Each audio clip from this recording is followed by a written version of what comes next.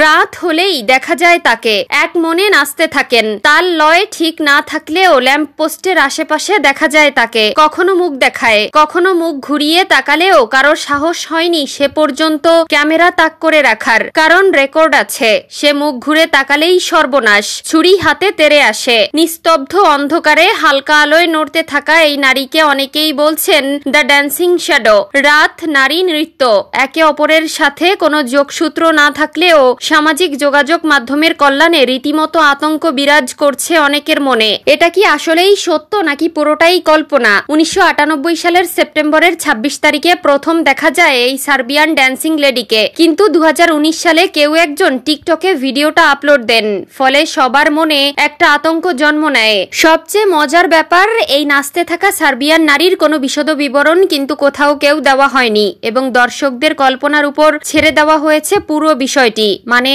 আপনি যা খুশি কল্পনা করতে পারবেন। তবে কয়েকজন কিছু ভিন্ন ধরনের বক্তব্যও দিয়েছেন, যেমন এই ড্যান্সিং লেডিকে ডাকলে ছুরি হাতে তেড়ে আসে। শুধু আসেই না, বরং হাতাহাতির ঘটনাও নাকি ঘটেছে, যদিও এর সত্যতার কোনো ভিডিও নেই, প্রমাণও নেই। আবার কেউ জানাচ্ছেন এই ড্যান্সিং লেডি নাকি দেখতে পৃথিবীর কোনো মানুষের মতো নয়, শুধু হাত পা নাড়িয়ে নৃত্যের বিষয়টি ছাড়া। সর্বশেষ খবর অনুযায়ী এই নারী বাজে ব্যবহারের জন্য তাকে গ্রেফতার করা হয়। আবার এও শোনা যায় এখনো নাকি সে অধরাই রয়ে গেছে, যদিও তার ব্যাপারে আগ্রহের কমতি নেই মানুষের। ভিডিওটি ভাইরাল হওয়ার পরেই অসংখ্যবার তার ব্যাপারে জানতে অনলাইনে খুঁজেছে মানুষ। তবে এর কোনো সূত্র নেই যে কেন লোকে তাকে ভয় পায় এত। কাল্পনিক অজানা বিষয়ে মানুষের কৌতূহল যেমন বেশি, ভয়ও বেশি। টিকটকে হয়তো জনপ্রিয়তা পেয়েছে সার্বিয়ান এই নারী, কিন্তু তা ইতিবাচক কোনো পন্থায় নয়। অনেকের কাছে এই নারী এক রহস্য।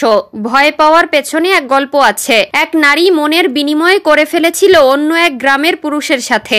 যথারীতি পরিবার মানেনি। মেয়েটি মারা যাওয়ার পর তার আত্মা নাকি ওই দেশের আশেপাশে ঘুরে বেড়াতো, কখনো নাচতো, আবার কখনো আর্তনাদের সুর তুলতো। তাই এটা বিশ্বাস করা হয় যে কেউ যদি তার নাচের ছায়া দেখে তবে খুব দ্রুতই তার জীবনে আসতে চলেছে দুর্ভাগ্য, নয়তো খুব তাড়াতাড়ি মারা যাবে সে। অনেকের বিশ্বাস মেয়েটি আদতে সাধারণ কেউ, হয়তো তার উপর ভর করে কোনো অশরীরী প্রভাব, অথবা সে নিয়ন্ত্রিত কোনো শয়তানের দ্বারা।